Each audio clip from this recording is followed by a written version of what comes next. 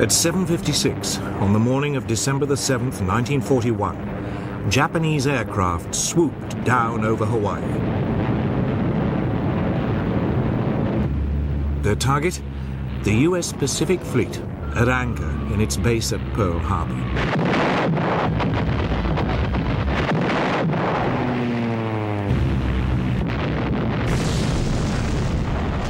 Five US ships were hit immediately.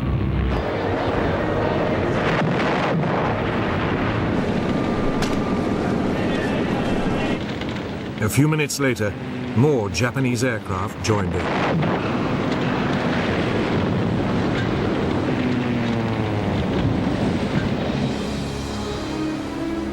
By 8:35, 2 US battleships were sinking, 2 had capsized, and 2 were badly damaged.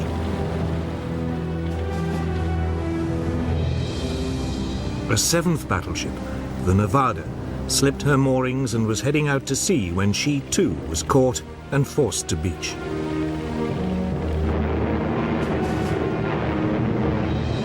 Simultaneously, Japanese Zero fighters strafed US aircraft lined up on the island's airstrips.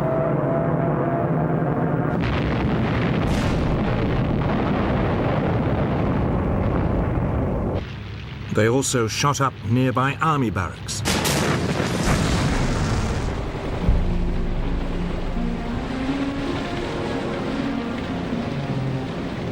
By the end of the attack, dozens of US warships had been sunk or damaged. 188 aircraft were also destroyed.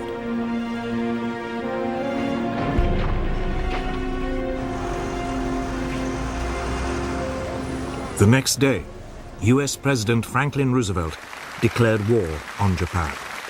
Since the unprovoked and dastardly attack by Japan on Sunday, December 7th, 1941, a state of war has existed between the United States and the Japanese Empire.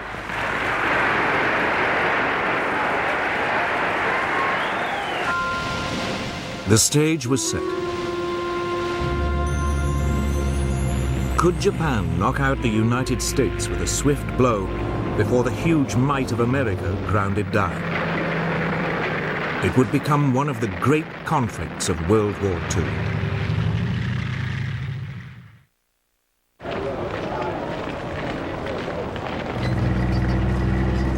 Japan's first steps towards war had come in August 1940. Capitalizing on France's defeat in Europe, it seized control of air bases in the north of the French colony of Indochina. It was looking for a quick and easy expansion of its empire.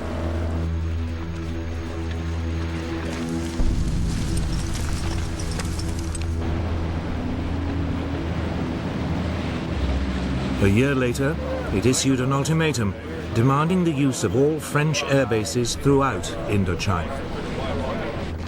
When the French hesitated, the Japanese invaded and seized control of the entire colony.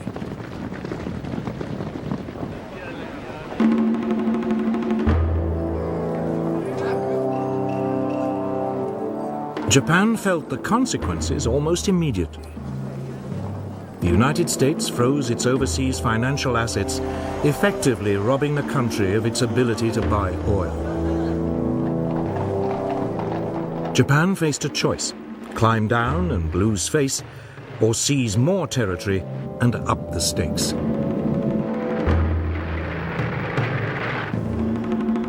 For a new Japanese government, under the aggressive General Hideki Tojo, there was no question about which course to take.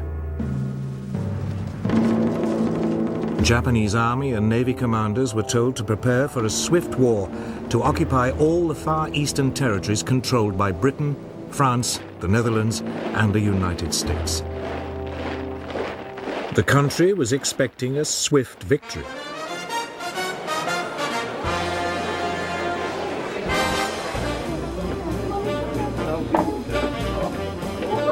Japan saw the Americans, in particular, as a nation of pleasure lovers with no stomach for a lengthy war and heavy casualties. The Japanese military calculated that if they could destroy the US Pacific Fleet, the US would quickly sue for peace. It was now that they decided to attack Pearl Harbor. Admiral Isoroku Yamamoto, commander of the Japanese Combined Fleet, was put in charge.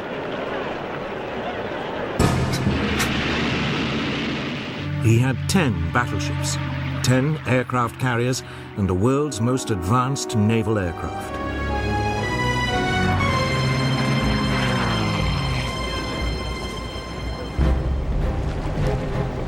Against him, the US Pacific Fleet had 8 World War I vintage battleships and 2 carriers.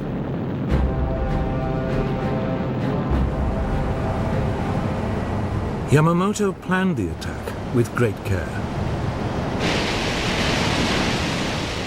He would hit the US fleet in Pearl Harbor on a Sunday, since, according to intelligence reports, it usually spent the weekends in port.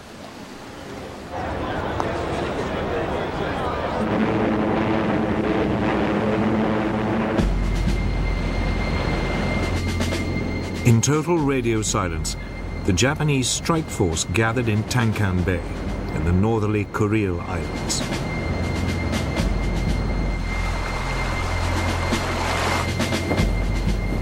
The fleet set sail on November the 26th, 1941. Meanwhile, as a decoy, Japanese negotiators arrived in Washington to discuss a possible Japanese withdrawal from China.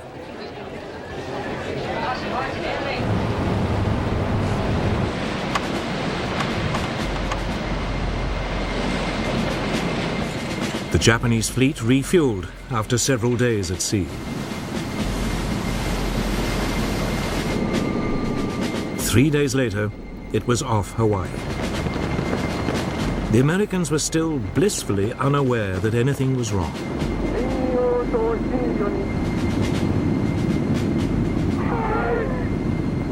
At 6 a.m. on December the 7th, after a final briefing, the first wave of Japanese aircraft took off.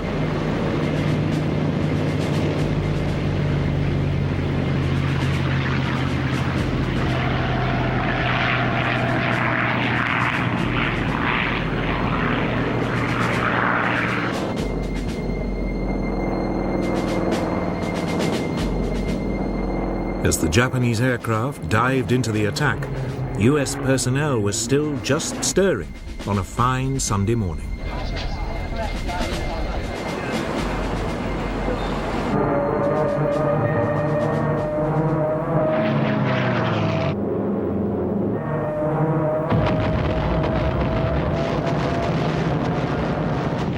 It was all over in less than 2¼ hours.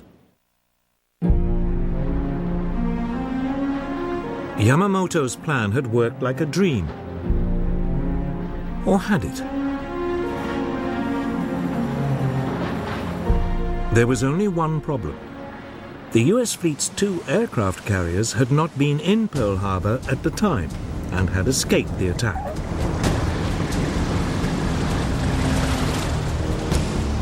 Yamamoto's main aim of crippling the US Pacific Fleet had only partially succeeded.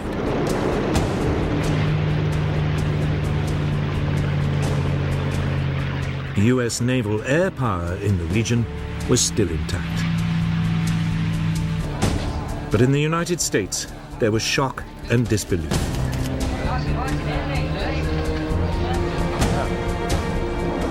It quickly turned into a mood of fury and determination. Angry mobs attacked the Japanese embassy.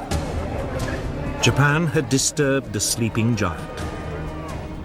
The US Secretary of the Navy, Frank Knox, spoke for many.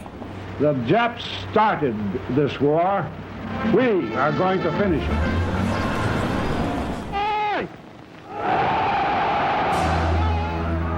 Yet before the US could mobilize its full strength, the Japanese were to inflict more humiliating defeats on the Western Allies.